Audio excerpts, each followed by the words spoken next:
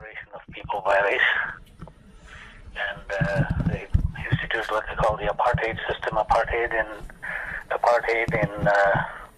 Afrikaans means apartness, separateness, and so they instituted that system. Now, the black people, they tried to re-tribalize the country because then the blacks would be separated into smaller groups and put them into what they call Bantustans. Bantu means the people in African language. Mm-hmm. So Bantustans would be the places that they literally displaced people from where they were and shunted them into tribal, they call them tribal homelands, but they were really not tribal homelands. Right. Reserves? Reserves. They came and actually learned here from Canada about the reserve system. Yeah. They came and learned how Canada pushed the Aboriginal people into reserves. So they went and tried to do this in South Africa. And the places they put them into is totally barren places. And they use them as sources of labor for the mines, the gold mines. Wow. So they brought the men folk out of those Bantustans to work in the mines, and they saw their families probably once or at the most twice a year. Once a year. Yeah, a year. Wow. And the women and children just stayed in these barren lands with very few resources. Subsisting. And nothing, just barely existing. Subsisting. So the men folk, when they went home, would leave them with some money, and that was about it. Wow. And on these mines, they had these long compounds for the men, and they had concrete bunks. Have you seen the ones in Dubai, like today, in Dubai? Yeah, that's right, exactly. It's exactly that. I can't believe that the world allows that to happen again. Yeah, in the richest place. It's two different countries, Dubai. Yeah. The country of the workers and then the country of the rich. But that's exact same. You've seen those bunkhouses, right? You've seen the physical building and the actual method of like what they're wearing for. They don't have hard hats, boots, nothing. They've got a loincloth and doing welding to toxic anything, right? That's right. So anyway, they separated people and they put the Indians into also separated them into certain areas only that we could live in, but of course we were not as in as dire circumstances as the African people whom they shunted out of the Bantustans. Mm-hmm. But they dispossessed people, like many of the Indian population and colored population were displaced from where they used to live, and they were put into certain areas which are designated Indian or colored or whatever the case may be. And so that's how it was, and the area that we lived in was designated an Indian area. Yeah. And then from there we left in 1961, December 1961, because we decided we couldn't raise children in that country. And I was, of course, becoming active in politics there. And once that happens, then you're a marked person. Right. And so if you stayed longer there and you started getting involved in demonstrations and so on, they immediately throw you to jail. What did the Reddy family say at that point to your shenanigans? Oh, they were kind of accepted the lot in life. Accepted that my mom and dad sort of said, well, that's how it is. We kind of have to make the best we can of the situation. But let me interrupt for a sec, pause for a sec. And in their situation, going back generations to that, what was their particular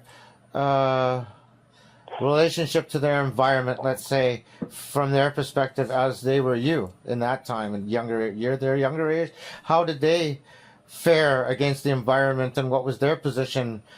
The older generation were generally, except for a few people who became very prominent leaders in the struggle, the older generation was sort of fatalists. They sort of said, well, we're going to make the best we can. No, but they were living a life maybe of more privilege at that point too, right? Wouldn't they not? Because the black population, definitely, yeah. Like in terms of any non-white, they were living like, let's say, what are we talking, 40s, 50s? Where are we now? Yeah, in about 40s and 50s, right? So and then we're younger, raising a family. Now, was his skin still white at that point, or was he? He was blotchy at that time. Blotchy. So how was he treated as a Even worse than a colored or a white or something, or accepted as a white? How was his? No. No. We used to play games with that later on when his skin became almost completely white. Yeah. we used to, for example, there's ridiculous things like at the railway station in Durban, there were several platforms.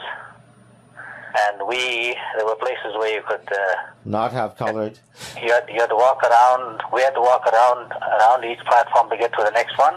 Yeah. And there were bridges which had whites only, which you could cross over to platforms. Right.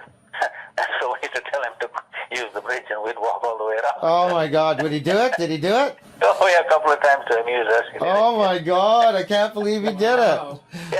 Wow. At risk of what? What would death, punishment by hanging? I mean, they just rough you up and jail you, you know. Right, extort you, take your money. So really, they were living a life privilege at their then because education had afforded them to be. Well, it wasn't. I wouldn't really say it's a life of privilege, but compared to the black population. It's compared to the peasant black population. Well. Uneducated villagers. No, I'm not belittling anybody or saying anyone's better or anything. I'm just saying that if you were tribal and in a peasant mentality, in a peasant situation, the resources, like your life's tied up in survival and water and stuff, you're not worried about. It's still like that in some parts of the country, unfortunately. No, but see, at that point in the time, I'm trying to get this straight. 40s, let's say 40s, 50s, thought on a young family. What part of town are they living in then that makes it okay for them? Where are they living? Well, they were living. We were in. Tonga? They were living in the rural areas at the time. Tonga? No. We started out I was born in Dundee, a place in the north, on the north coast. And that's where he started teaching. So he started out, so we lived in the rural areas at that time. Mm-hmm. And he was teaching, and of course, if you were not a white person, your earnings, even as a teacher, were very meager. So we were living off his teaching wages at the time. Mm-hmm. So then the family started to grow gradually. So and then what they did teaching what, like school system stuff? School? Yeah, school, yeah. Mm-hmm. So they transferred you at their will. They said you can go from this town, and then transferred you to another town. You had to find your own way there. Huh. So that's what happened to him. He got transferred from Dundee to a place called Escort, and then from Escort he was transferred to a place called Colenso, and then from there he was transferred to a place called Merebank, which is near Durban. Whoa. And then from there he was transferred to a very rural area near Tonga, outside Tonga. Okay, so how many kids are with him at this point? Well, the population of the family kept increasing as we went from place Each stop got another kid. That's right. That's right. Or maybe two kids. So who was the first stop? Who was the eldest? That's you. Your late Uncle Baba, he passed away. Oh, Baba was at the top, eh? He was the first, yeah. Okay. And then I was the second. Yeah. And then? Then your Auntie Amsha, who passed away also. Amsha, okay. Then? And then your Uncle Chuki, who also passed away. And then? And then Auntie Mamita. Okay. How old is she now? Oh, she's younger than you, anyway. Much younger than me. Okay, Mamita, and then? Then Auntie Tilly, who also passed away. Where was she living? In Tonga. Well, they all stayed there, eh? Yeah. Holy, and then? And then Uncle Satya, who also passed away. Yeah. Oh, he was super young then, eh? Yeah, and then Uncle Sandres, who's in Tonga now. Yeah. He looks old for how young he is. Eh? He looks old. Who? Sandra. He is, what did he be now? Let me just think. He probably, he'd probably be early 50s now. But didn't he come here? Who came here the other winter? Oh, wait a minute. No. What am I talking about? He would be in his early 60s. Yeah, he came here. Right, so, yeah. And then there was Uncle Ronnie, who also passed away. And Nadi Sivi. Uh-huh. And Kogi. Wow, so those two are just kids. They're my age. Yeah, Kogi and Sivi. Sivi is, Sivi is 50, Sivi late 50s now, getting to mid to late 50s. And the young one? Well, actually, she's the youngest. Oh. I missed that. The other is on. Kogi is one older than her. Oh, so Siggy's at the bottom, eh? Yeah. Yeah, how about that? Mm-hmm. So she should be the hippest by the standards. Not really, eh? Everybody stayed there. I'm surprised they got the internet. So what? How many people stayed with the family house and stuff then? Well, when we left, Yeah. there were 12, 14, 15 people in the house. That's when we left, yeah. No, but how many people like stuck around that house over the years and stuff then too? Did they all move away finally and go away? Everybody went away? Yeah, eventually they all moved to their own places. Yeah. And as they got married, they went off. okay, so here's the side question to the Dutch question is, or the relationship between the Reddys and Dutch. Now, who is your little family friend there in Zambia? You and Mom. What was their names? Who was the what? Family friend, the white blonde people of Dutch descent that you and Mom had befriended. In Zambia? Yeah. Probably from before Zambia. They were still your friends then, I think. Peters, not Peters. What's those people's name? They had a son in the army. Son in the army? Peter was his name. I think you guys might have kept touch right to England with that family. They have a Dutch last name. De Beer, De Bon, De Boo, De something. Oh, the ones who are here? I don't know. Tell me their names. The ones who, just a minute here. They're not, I'm thinking about back in Africa, in Zambia, Lusaka, you had some, and also because there was a little blonde girl who lived next door to us in that house or something, right? Do you remember our neighbors when VJ blew her thumb off at the firecrackers thing? Remember that? Oh, that was a Scottish couple. That wasn't. No, I know, but there was a blonde child girl, like one of our neighbors. Because now that I think about it in life, that was the first time I'd seen a white, blonde-haired girl in my life. Well, there were lots of them there, but there were no...